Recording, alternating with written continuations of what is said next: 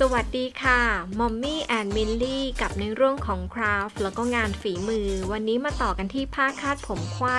มัดตรงกลางเทรนมาแรงสำหรับหน้าร้อนกันค่ะใครที่ติดตามหม่อมในเรื่องของการใช้ชีวิตในประเทศอังกฤษก็อย่าเพิ่งน้อยใจไปนะคะเพราะว่าเดี๋ยวจะมาอัปเดตวิวสวยๆของประเทศอังกฤษให้ได้ชมกันเร็วๆนี้แน่นอนค่ะเห็นไหมล่ะคะวันนี้ก็ออกไปถ่ายวิดีโอที่คาดผมนอกบ้านแสงแดดอ่อนๆอากาศก็กำลังดีเข้าสู่ช่วงของสปริงแล้วนะคะอากาศค่อนข้างเย็นสบายดอกไม้สวยๆก็เริ่มออกดอกและเร็วๆนี้ก็จะปลดล็อกกันแล้วรอชมคลิปพาเที่ยวมุมสวยๆของประเทศอังกฤษกันได้เลยก่อนจะไปชมคลิปวิดีโอฝากเพื่อนๆกดติดตามและกดกระดิ่งแจ้งเตือนไว้นะคะจะได้ไม่พลาดชมคลิปใหม่ๆของช่องมอมมี่แอนด์มิลลี่อุปกรณ์ในวันนี้ก็มีผ้าสีสันสดใสรับซัมเมอร์ที่คาดผมเทปผ้าและปืนกาวค่ะอุปกรณ์ครบทุกอย่างแล้วก็มาเริ่มลงมือทำกันเลยค่ะก่อนอื่นให้ตัดผ้าซึ่งขนาดผ้าในวันนี้มีความกว้างและยาวอยู่ที่20 คูณ 56 เซนติเมตรพับผ้าตามแนวยาวโดยพลิกผ้าด้านถูกขึ้นมาตอนนี้เราก็จะมาวัดที่ปลายผ้านะคะให้ใช้ไม้บรรทัดวัดเข้ามาที่10 เซนติเมตรแล้วก็มาร์กจุดที่1และ2ต่อมาให้หาจุดกึ่งกลางผ้าและวัดจากจุดกึ่งกลางผ้าไปฝั่งซ้ายและขวาด้านละ2 เซนติเมตรและมาร์กจุดที่4และ5ครบทุกจุดให้ลากเส้นเชื่อมต่อจากจุดที่4ไป2และ5ไป1ค่ะ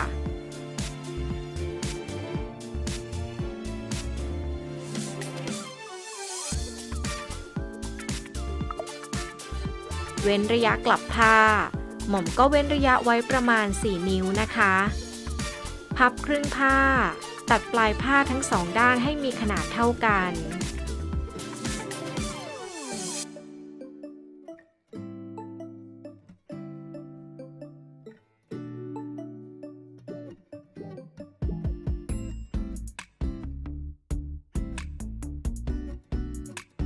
วัดจากปลายทั้ง2ฝั่งเข้ามาที่1 เซนติเมตรพับปลายผ้าติดคลิปตอนนี้ก็พร้อมเริ่มเย็บแล้วนะคะเราจะเย็บที่ตะเข็บ 0.5 เซนติเมตรค่ะ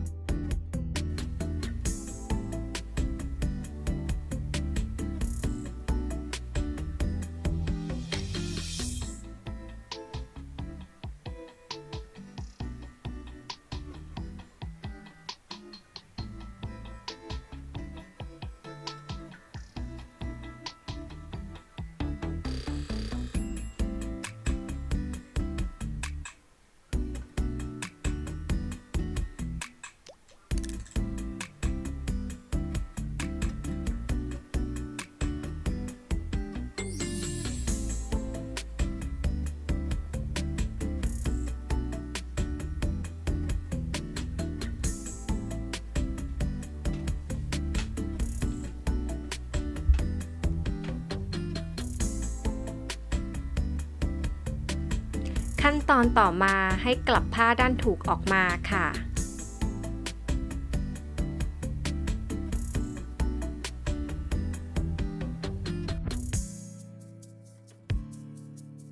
จัดผ้าตามตัวอย่างในคลิปวิดีโอเลยนะคะ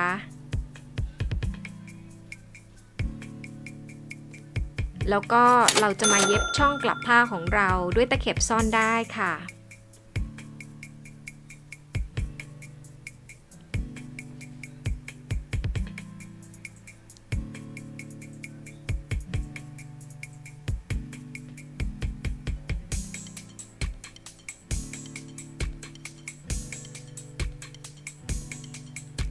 เสร็จแล้วให้พับครึ่งผ้าพับครึ่งผ้าแล้วจากตรงนี้ให้วัดจากจุดกึ่งกลางผ้าไปด้านละ8 เซนติเมตรทั้งฝั่งขวาและฝั่งซ้ายค่ะแล้วก็พับผ้าตามตัวอย่างในคลิปวิดีโอเลยแล้วเราจะทำการคลิปนะคะคลิปความยาวที่ประมาณ1 เซนติเมตรตรงนี้จะเป็นช่องสำหรับที่เราจะสอดที่คาดผมของเรานั่นเองค่ะ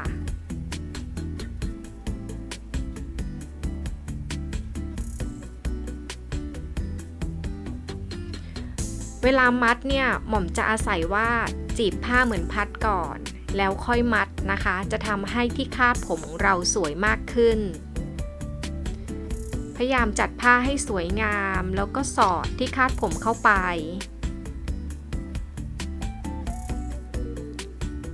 วิธีการสอดก็ทำตามตัวอย่างในคลิปวิดีโอเลยค่ะ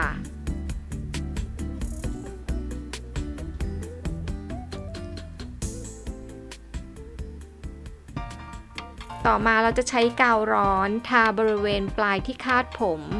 นิดๆหน่อยๆนะคะเพราะให้ที่คาดผมกับผ้าคาดผมยึดติดกันเท่านั้นเองแล้วก็ใช้เทปผ้าพันที่ปลายค่ะหรือถ้าเกิดเพื่อนๆไม่มีเทปผ้าก็สามารถที่จะเย็บปิดงานด้วยตะเข็บซ่อนได้ก็ได้นะคะแค่นี้ก็เสร็จแล้วค่ะสำหรับที่คาดผมซึ่งเป็นที่คาดผมแบบไขว้แล้วก็มัดปมตรงกลางน่ารักสวยเก๋มากๆเลยใช่ไหมล่ะคะรับซัมเมอร์สีสันสดใสสุดๆกันไปเลยยังไงชื่นชอบคลิปวิดีโอนี้ฝากเพื่อนๆให้กำลังใจหม่อมด้วยการกดไลค์กดแชร์ให้หน่อยนะคะก็จะเป็นการสนับสนุนแล้วก็ให้กำลังใจหม่อมในการทำคลิปต่อไปให้ได้ชมกันผ่าน Mommy and Mindy ค่ะแล้วก็อย่าลืมกด Subscribe เพื่อที่จะไม่พลาดตอนต่อไปรวมถึงกดกระดิ่งแจ้งเตือนไว้ด้วยนะจะได้รู้นะคะว่ามีคลิปใหม่ๆตอนไหนยังไงตอนหน้าเราก็ยังคงจะทำที่คาดผมค่ะจะเป็นที่คาดผมโบแบบนี้นะคะ